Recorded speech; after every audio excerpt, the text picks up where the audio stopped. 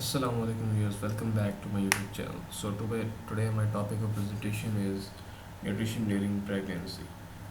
जैसे कि हम सब जानते हैं कि प्रेगनेंसी एक बहुत ही इम्पोर्टेंट टॉपिक है, तो इसलिए मैंने इस पर वीडियो बनाई है।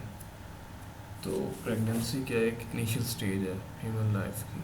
अगर ड्यूरिंग प्रेगनेंसी आप सब अपना हर चीज़ का लेवल मेंटेन रखेंगे, हर चीज़ परफेक्ट रखेंगे, तो आफ्टर बर्थ आपका चाइल्ड हेल्दी होगा।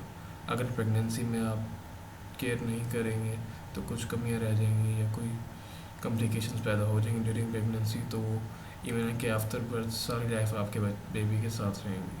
So first of all my topic is importance of nutrition during pregnancy. Nutrition play a very important role in outcome of pregnancy. Research studies have shown that malnourished women are likely to have more unsuccessful pregnancies and more complications during childbirth. They are at the great risk of low weight infant. तो according to some researches माल rich women मतलब ऐसी औरतें जो माल rich हैं, मतलब जिनमें पहले से न्यूट्रिएंट्स की, आयरन की, डिफरेंट वाइटमिन्स की डेफिशिएंसी, जब वो कंसीव करती हैं मतलब प्रेग्नेंट होती हैं, तो उनमें जो आफ्टर बर्थ के जो बच्चे होते हैं उनका वेट बहुत कम होता है, इवन कि उन मज़ीद बहुत सी कॉम्प्लिकेशंस का शिकार होती हैं। तो ऐसी औरतों को चाहिए कि पहले वो अपनी कमियां दूर करें, अपना वेट एक नॉर्मल लेवल पे ले आएँ, फिर वो कंसीव करें। तो जो प्रेग्नेंट वूमेन है उसका जो आफ्टर प्रेगनेंसी वेट गेन होना चाहिए वो 12.5 kg। एक नॉर्मल वूमेन का जब वो प्रेग्नेंट होती है तो उसका वेट गेन होता है, तो ये मिनिमम कम से कम आफ्टर प्रेगनेंसी 12.5 kg होना चाहिए, इससे कम नहीं होना चाहिए। तो जब आपका वेट एक नॉर्मल लेवल 12.5 kg गेन करेगा तो उससे ये फ़ायदा होगा कि आपकी जो कॉम्प्लिकेशन है ड्यूरिंग प्रेगनेंसी वो बहुत कम हो जाएंगी। नेक्स्ट है हमारे पास nutritional requirements during pregnancy.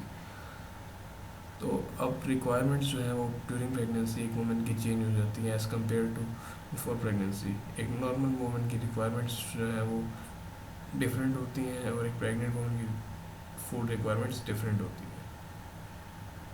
First of all I am discussing calories requirement. A pregnant woman need an additional 300 calories per day. Extra calories can easily met by increasing one serving by each the 5 food groups. तो एक pregnant women को चाहिए कि वो अपनी diet में 300 calories का इजाफा करे as compare to before pregnancy. मतलब प्रेगनेंसी से पहले वो जितनी कैलोरीज लेती थी उससे वो एक्स्ट्रा 300 कैलोरीज अपनी डाइट में दे। तो ये वो कैसे करेगी, वो अपनी खुराक बढ़ा दे, मतलब हर खाने में खुराक बढ़ा दे। अगर फॉर एग्जांपल एक रोटी खाती थी तो वो 2 कर दे, या फल फ्रूट वगैरह उनकी जो सर्विंग है वो बढ़ा दे, इससे उसकी कैलोरीज भी ऑटोमेटिकली इंक्रीज हो जाएंगी। नेक्स्ट है हमारे पास आयरन। आयरन रिक्वायरमेंट और हायर ड्यूरिंग प्रेगनेंसी। आयरन जो है वो ड्यूरिंग प्रेगनेंसी बहुत ही इंपॉर्टेंट रोल प्ले करता है, इसलिए इसकी रिक्वायरमेंट्स भी बहुत हाई है। The pregnant woman has iron to requiring task. Iron जो है वो हमारी ड्यूरिंग प्रेगनेंसी आपकी बॉडी में 2 इंपॉर्टेंट रोल प्ले करता है। फर्स्ट ऑफ ऑल आयरन चाहिए होता है प्रेग्नेंट वुमन को, एक आयरन चाहिए होता है रेड ब्लड सेल बनाने के लिए।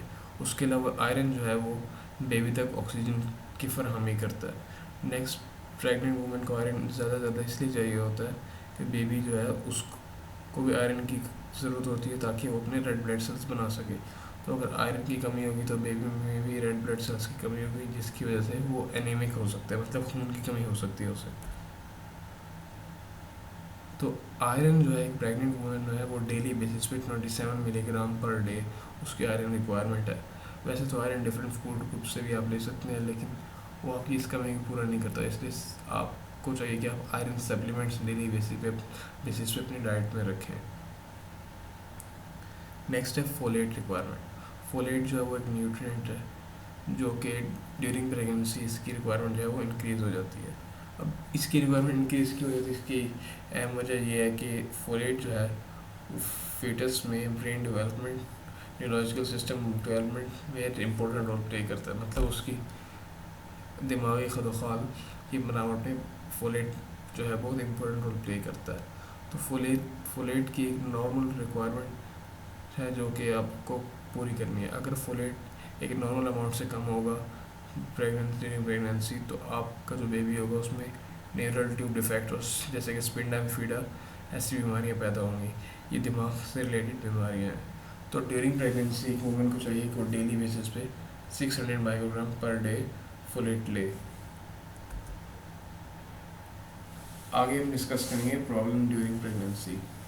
तो प्रेगनेंसी के दौरान अक्सर वुमन में डिफरेंट किस्म की प्रॉब्लम्स जो है वो ज़ाहिर होती हैं, जिनमें first of all gestational diabetes के बारे में मैं अपनी प्रीवियस वीडियोस में जैसे मैंने आपको बताया कि डायबिटीज़ में ब्लड का ग्लूकोज लेवल जो है एक नॉर्मल लेवल से एलिवेट कर जाता है, जिसकी वजह से डिफरेंट मुश्किलात का सामना करना पड़ता है।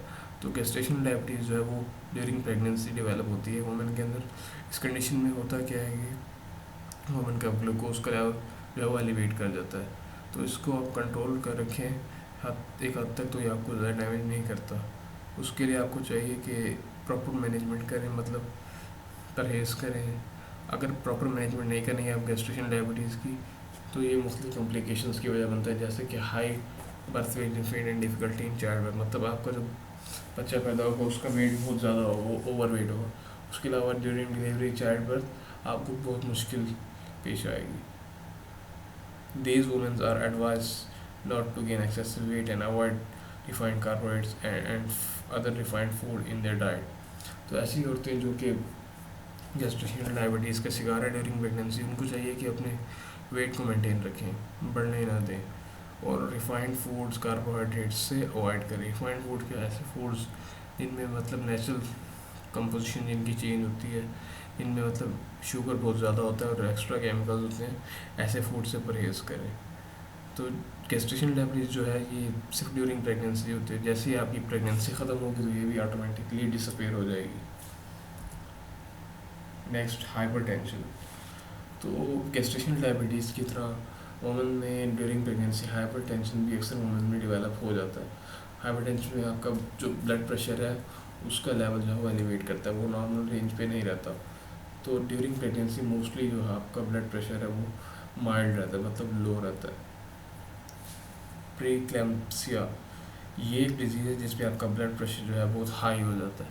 तो इस डिजीज़ के दौरान कुछ सिम्टम्स हैं, मतलब इसकी जो कुछ सिम्टम्स हैं वो गायब हो जाते हैं 2 से 3 दिन के बाद जब आपकी डिलीवरी हो जाती है। उससे पहले पहले तक ये बीमारी रहती है। तो ऐसी सिचुएशन में मदर को चाहिए कि वो अपने ब्लड प्रेशर को कंट्रोल रखे, एक नॉर्मल लिमिट में रखे।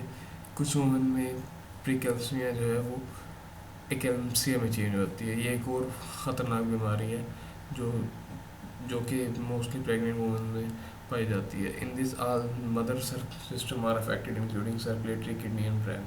तो इस बीमारी में जो है वो मदर के सर्कुलेटरी सिस्टम, मतलब खून का निज़ाम, किडनी और ब्रेन दोनों, हर चीज़ जो है वो पूरी तरह डैमेज होती है।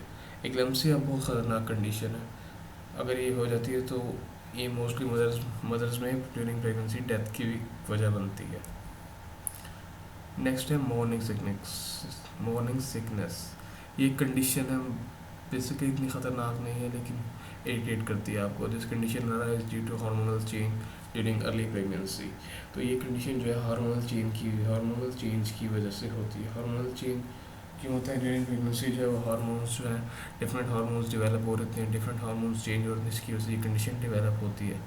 Most of sickness is triggered by stiffed smelling, specially smell of food, cooking food. ज़्यादातर जो है मॉर्निंग सिकनेस जो है वो इसलिए तब ज़ाहिर होती है जब आप कोई अजीब सी खुशबू या बू सूंघते हैं, इस तरह पकते हुए खाने की बू हो गई।